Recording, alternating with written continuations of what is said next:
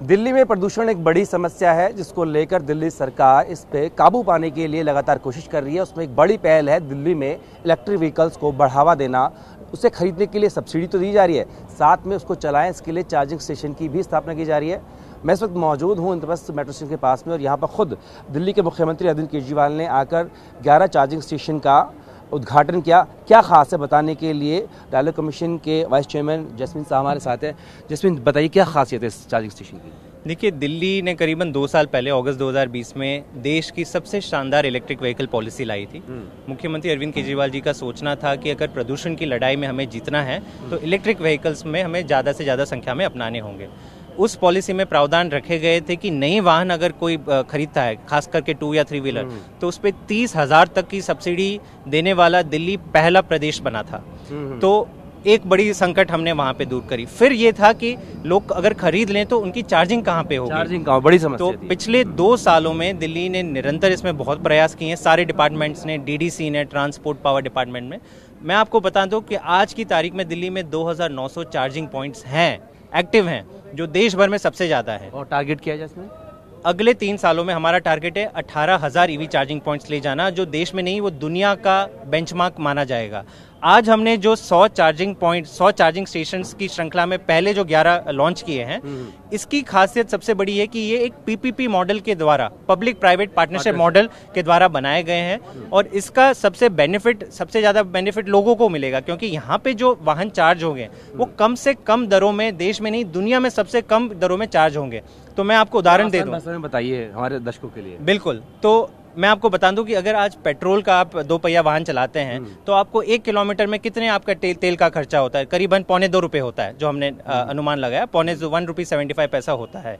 अगर दिल्ली सरकार के इन चार्जिंग स्टेशन पे आप अपना 2 पहिया इलेक्ट्रिक 2 व्हीलर लाते हैं तो आपको 1 किलोमीटर चलाने का खर्चा 7 पैसे हो जाता है। यानी कि जो वाहन है इसके 7 पैसा पे आप 1 किलोमीटर जा सकते हैं। हाँ। ये सबसे बड़ा जो करिश्मा है वो केजरीवाल सरकार ने कर दिखाया है। एक यूनिक मॉडल जो बोलते हैं चार्जिंग स्टेशन सेटअप करना, अब तक ये मॉडल आया था कि हमने खर्चा कर दिया और सरकार 10-10 रुपए, 20-20 रुपए पर किलोवाट जो यूनिट है वो लोगों से लेती थी चार्जिंग का। हमने यहाँ पे एक यूनिक मॉडल बनाया है जहाँ पे ये प्राइसेस 7 पैसा 2 व्हीलर्स के लिए है, और अगर 3 व्हीलर है, कोई ऑटो रिक्शा चलाता है या ई रिक्शा चलाता है, तो 8 पैसा प्रति किलोमीटर पे ही आपको यहाँ पे चार्जिंग की सुविधाएं मिलेगी। यानी कि दोनों तरीके से किफायती है। जी जैस्मिन, एक चीज़ और देखने को मिली थी कि चार्जिंग होने में बड़ा टाइम लगता है, तो उसमें कई लोग चाहते हैं कि लेना तो चाहते हैं लेकिन वो 7-8 घंटे या 3 घंटे 4 घंटे नहीं दे सकते। स्वैपिंग की भी कुछ उसमें सामने शुरू किया है? बिल्कुल, तो ये भी इस दिल्ली सरकार के चार्जिंग स्टेशंस की खासियत है कि यहाँ पे हमने दोनों मॉडल्स को जगह दी है। एक तो फिक्स चार्जिंग मॉडल जहाँ पे आपको तार ले जाके ऐसे डालना पड़ता है, जहाँ पे लगाया गया देख रहे हैं। यहाँ पे अगर आपको बैटरी पूरी चार्ज करनी तो 3 घंटे लगते हैं, पर आप 1 घंटा भी लगाए तो आपकी गाड़ी आगे बढ़ सकती है। लेकिन अगर आप आगे जाए तो यहाँ पे हमने बैटरी स्वैपिंग स्टेशन को जगह दी है, जहाँ पे केवल 1 मिनट के अंदर आप अपनी पुरानी डिस्चार्ज बैटरी निकाल सकते हैं और नई बैटरी डाल के आप आगे बढ़ सकते हैं। ये की बात कर रहे हैं? जी, ये है जहाँ पे आप दिखेंगे 15 स्वैपिंग डॉक्स है। 2 व्हीलर में 1 बैटरी जाती है, 3 व्हीलर में 3 बैटरियां जाती है। तो आप एक साथ जितनी आपको बैटरी चाहिए आप डाल सकते हो और अपने मोबाइल ऐप के थ्रू पेमेंट कर सकते हो, जितना भी यूनिट उसमें लगता होगा, जितना भी होगा। अच्छा जैस्मिन, एक सवाल और पूछूंगा मैं, जो यूजर है क्या उसको कोई इसके लिए सिक्योरिटी जमा करानी होगी या खुद को एनरोल करना होगा, उसका क्या प्रोसेस है? देखिए, जो बैटरी स्वैपिंग का मॉडल है वो एलपीजी सिलेंडर के जैसा होता है। आपको एक सब्सक्रिप्शन लेनी पड़ती है, जो कंपनी होती है, एक डिपॉजिट होता है और उसके बाद बैटरी आप डिस्चार्ज बैटरी डाल दो, कहीं से भी डाल दो। ऐसे बहुत सारे स्टेशंस दिल्ली में लग रहे हैं। ऑलरेडी दिल्ली में 250 स्वैपिंग स्टेशंस एक्टिव हैं।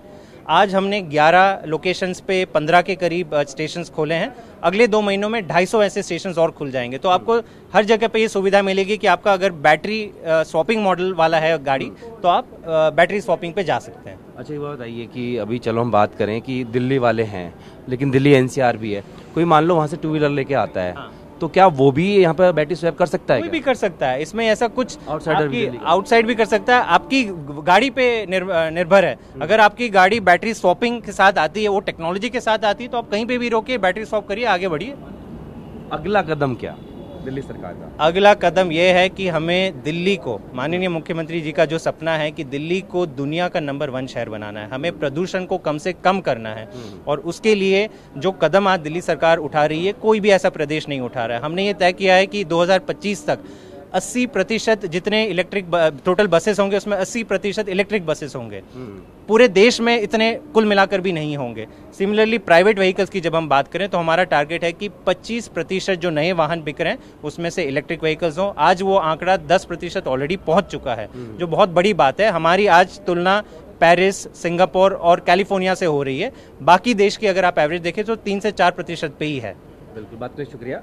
तो जो सार्वजनिक परिवहन है उसमें 80% जो संख्या है वो इलेक्ट्रिक व्हीकल्स की करनी है। जो प्राइवेट व्हीकल्स हैं उनमें तकरीबन 25% जो वाहनों की संख्या है वो करनी है, और उसको लेकर दिल्ली सरकार ने टारगेट बनाया है। उसी टारगेट को पूरा करने के लिए इस तरह की कोशिशें की जा रही हैं, जिसमें चार्जिंग स्टेशन भी शामिल है।